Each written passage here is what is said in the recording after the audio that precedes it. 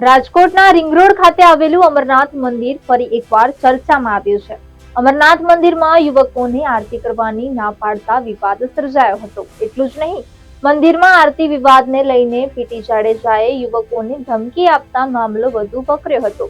મળતી માહિતી અનુસાર પીટી જાડેજાએ ધમકી આપતા તાલુકા પોલીસ સ્ટેશનમાં ફરિયાદ નોંધાઈ હતી। ફરિયાદ બાદ પીટી જાડેજાની પાસા હેઠળ ધરપકડ સાબરમતી જેલમાં મોકલવામાં આવ્યા છે।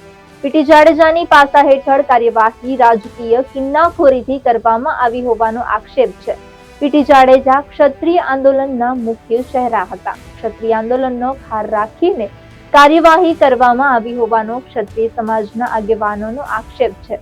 ઉલ્લેખનીય છે કે રાજકોટ શહેરના રિંગ રોડ પર આવેલા અમરનાથ મંદિરમાં અમરનાથ યુવા ગ્રુપના યુવકોને પીટી જાડેજાએ આરતી કરવાની ના પાડતા મામલો ગરમાયો હતો, જે બાદ તેમના વિરુદ્ધ ફરિયાદ દાખલ કરાઈ હતી।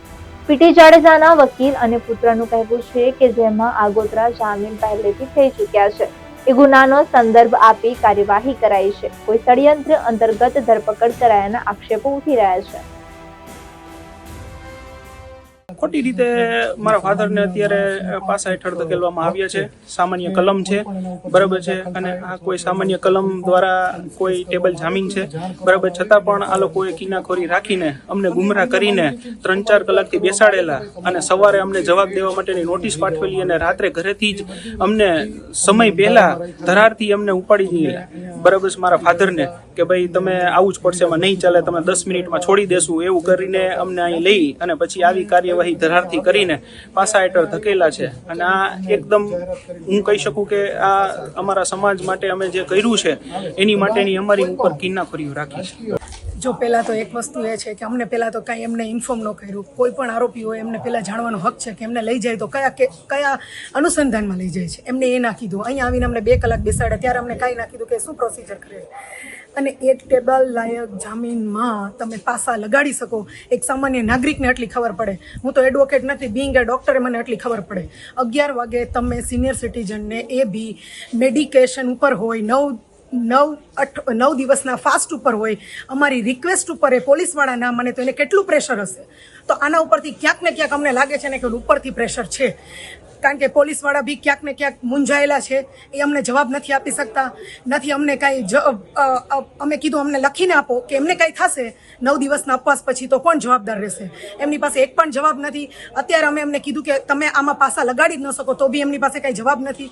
અને એક સામાન્ય જનતા બધાને ખબર પડે કે જે સરકાર આવા પાસા એક સામાન્ય અગ્રણી ઉપર, સામાન્ય નાગરિક ઉપર લગાડી શકે, જે ક્ષત્રિય સમાજનો અગ્રણી છે, જેને આવું આંદોલન ચલાવ્યું છે, તો આની અસર ક્યાંક ને ક્યાંક સરકારે સમજવી જોઈએ કે શું થશે।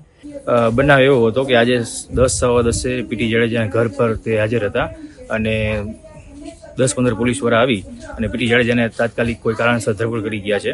ધરપકડ કરીને સીધા તાલુકા પોલીસ સ્ટેશન લઈ આવ્યા હતા। તાલુકા પોલીસ સ્ટેશને બધા જ હાજર હતા, તમામ પોલીસ સ્ટાફ, અને અહીંયા બોલાવીને અમને એવું લાગે છે કે અત્યારે એમને પાસા કર્યા છે, અમદાવાદ સાબરમતી મોકલ્યા છે, અને આ બધું એક ષડયંત્ર હોય અથવા પ્રી પ્લાન હોય એવું લાગી રહ્યું છે મને। કઈ કલમો લગાડો? કલમો આ છે ને પાસા એક છે, એન્ટી સોશિયલિટી એક્ટ પ્રમાણે લગાડી છે, અને આમાં જે એફઆઈઆર હોય એમાં ઉલ્લેખ જૂની એફઆઈઆરનો જેને કાંઈ લેવા દેવા નથી, જેમાં આગોતરા જામીન ઓલરેડી થઈ ગયા છે, એમાં હાલ એ ગુનાનો સંદર્ભ આપી અને હાલ લગાડવામાં આવ્યો છે। પણ મને એવું લાગે છે કે આ બધું પ્રી પ્લાન છે એક સાથે।